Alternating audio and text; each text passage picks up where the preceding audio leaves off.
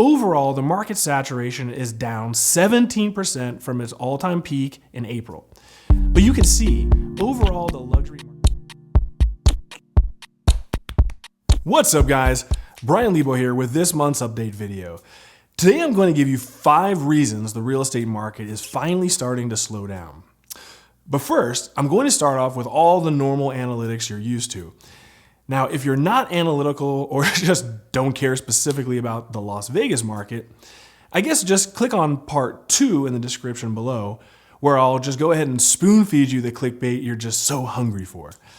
Now, over the next couple of months, you're going to see some pretty big changes to the channel.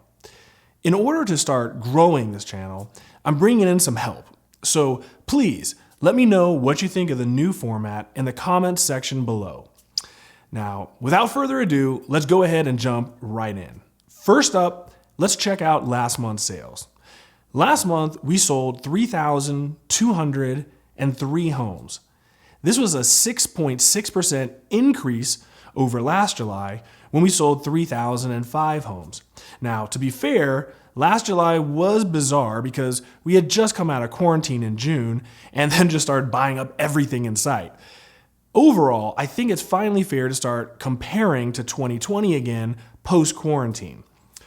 But even if we go back to 2 years to compare to the pre-COVID world, it still puts us up 9.4%, over 2019. So either way you choose to look at it, the market is still very much healthy from a sales perspective.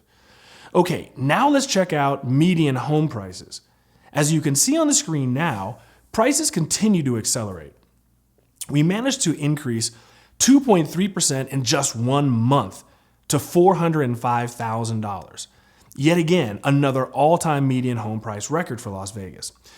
To make this number more impressive, this puts us up 24% over last year at the same time.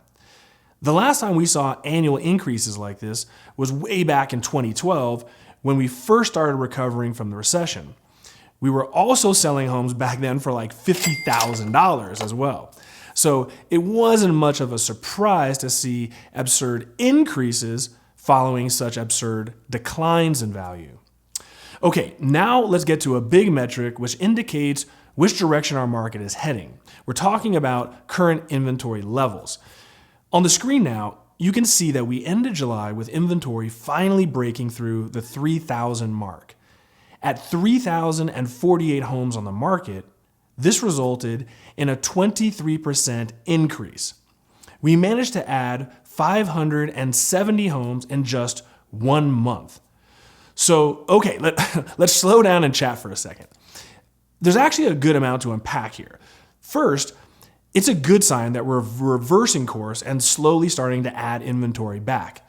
Like I said a year ago, the higher we rise and the faster we accelerate, the higher our risk of market correction becomes. So the more we gently slow down our market, the greater our chance for, a soft landing or a plateau for values, as opposed to just literally falling right off a cliff like we did in 2008. Now, on the other hand, just because we're adding inventory, it doesn't mean we're adding good inventory. Every single day, I'm seeing absurdly high-priced properties, just like the one I showed you last month if you watched last month's video. But now I'm starting to see neighborhoods with like 6 homes for sale and only 1 under contract. I mean, look, if you can't sell your home in this market, it's clearly overpriced. Now, while we've slowed down, come on, it's still about as good as it gets out there for sellers. So if your entire neighborhood can't sell, clearly you guys overshot that pricing threshold. As a result, every day I'm seeing more and more homes withdraw listings from the market. So again, just because inventory is rising doesn't mean that it's even sellable inventory. Before I get to our last item, please click the like button and make sure to subscribe. Okay. Last but not least, let's check out our newest metric, which is exceptionally telling this month. I'm talking about market saturation. Now, I'm so glad I started this because I've never seen anyone else track this kind of a metric, because these are basically snapshots in time. You can't really go back and get this data anywhere else.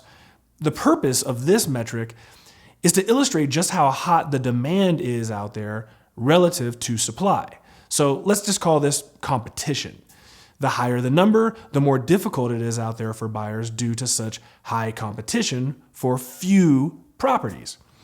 I've broken this down by price range since buyers and sellers out there may have wildly different experiences predicated on the location and price range. So first up are homes under $250,000. You can see that we're now at 69% saturation. This dropped 4% in just 1 month and 9% from its peak back in April. This is surprising since in all of the Vegas Valley, there's only 184 homes to even choose from. Next is the vast majority of our entire market, homes priced between $250,000 and $500,000. This too dropped 5% from last month to land at 61%. This is down 16% from April's high.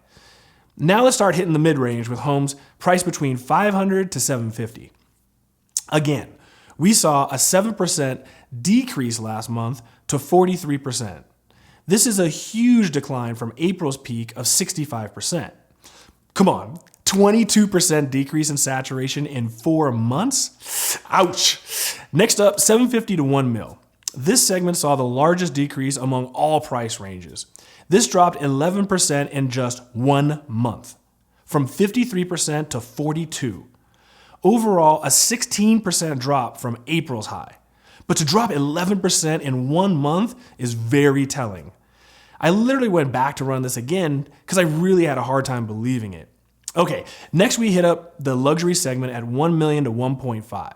Surprisingly, this only dropped 3% to settle at 31%. However, this is down 23% from its high set in May. The brunt of this market segment was felt last month when it plummeted 15%. Lastly, let's check out the ultra luxury market. This remained consistent at 22%, which actually feels like a more, normal number to me. This is down 15% from its high back in March. Overall, the market saturation is down 17% from its all-time peak in April. But you can see, overall, the luxury market heated up faster, but cooled down faster as well.